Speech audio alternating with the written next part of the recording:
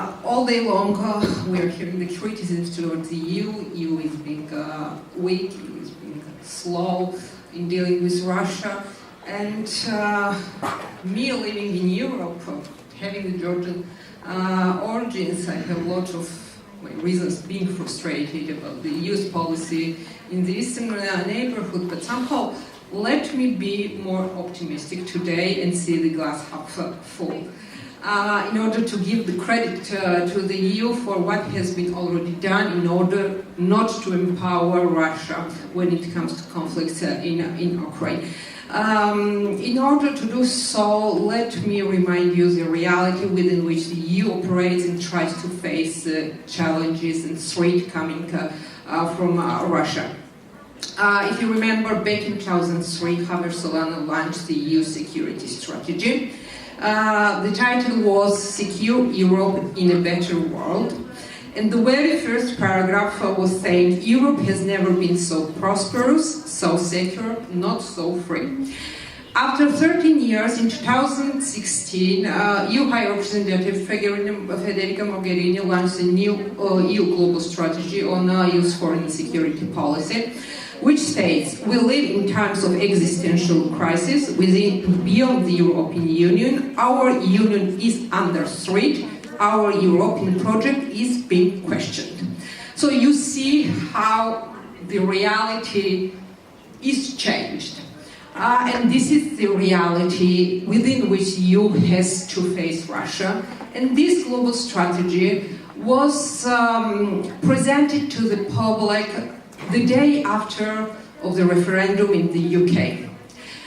It was presented in the middle of war in Syria, in the middle of war in Ukraine, during the migration crisis the EU faced. It was presented soon after the military putsch or whatever it was in Turkey, in view of increasingly authoritarian Erdogan's regime, which is a great concern for the EU. So this is somehow the reality the EU has to face. And in this reality, let me just summarize very briefly the steps the EU has so far undertaken toward the conflict towards Russia.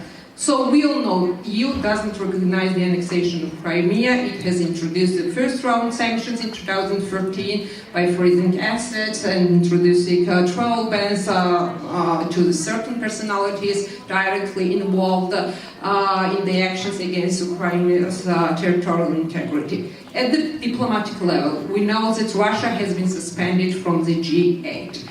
The summit, which was planned in Sochi in 2014, mid-2014, has been moved to Brussels, and the EU suspended all the talks on visa liberalization with Russia.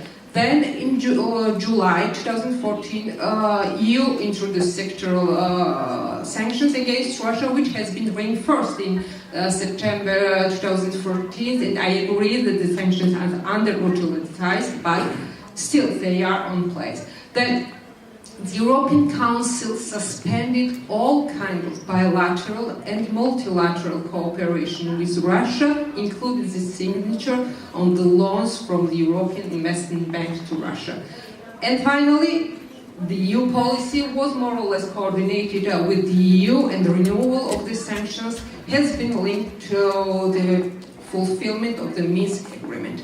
Now, on Minsk agreement, we are all unhappy with this agreement. We know perfectly that Ukraine, it's against Ukrainian interests to fulfill the Minsk agreement, and even Russia is not interested to fulfill the agreement. And EU, surprisingly, tied its hands by linking the renewal of the sanctions with the Minsk agreement, because EU knows perfectly that the agreement will not be fulfilled, yet it continues to pledge that the renewal of sanctions is linked to this issue. So it will be extremely difficult for the EU to find some excuse in order to undo the sanctions. So paradoxically, this is something good for Ukraine in this case. Now, in order to come concretely to the EU global strategy and the messages this strategy sends to Russia. First of all, the EU pledged that its foreign policy will be guided by principled pragmatism. This means the EU's return to real politics somehow.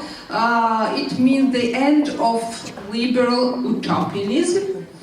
This is what the EU has done so far, but without refusing liberal ideals. So the EU tries to, at least the aim of the global strategy is to change its image in eyes of Russia. Namely, EU tries to create more coordinated defense capabilities and argues that it is unfair that the EU is only a civilian power and that soft and hard power should go hand in hand. So it is somehow also a clear message to Russia. On the Russia itself, EU pledged that Russia is not a strategic partner anymore, although it remains a strategic player in the world.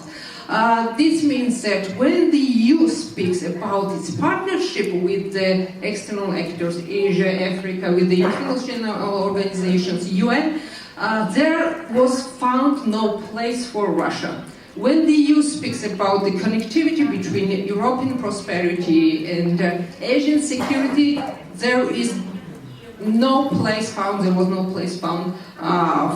Russia.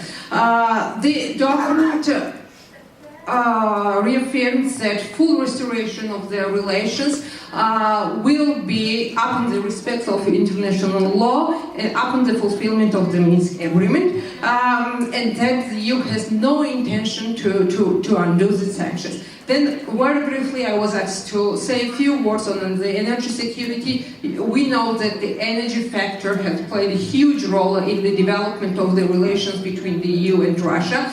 Again, in the global strategy, there is a lot of emphasis on energy, but again here, the EU doesn't mention Russia when it speaks about the development of the energy relations with the external actors. Moreover, energy is not listed under the areas in which the EU wants a selective engagement with Russia. And I think the last point, how not to empower Russia, when we look at the strategy, there is a huge emphasis on the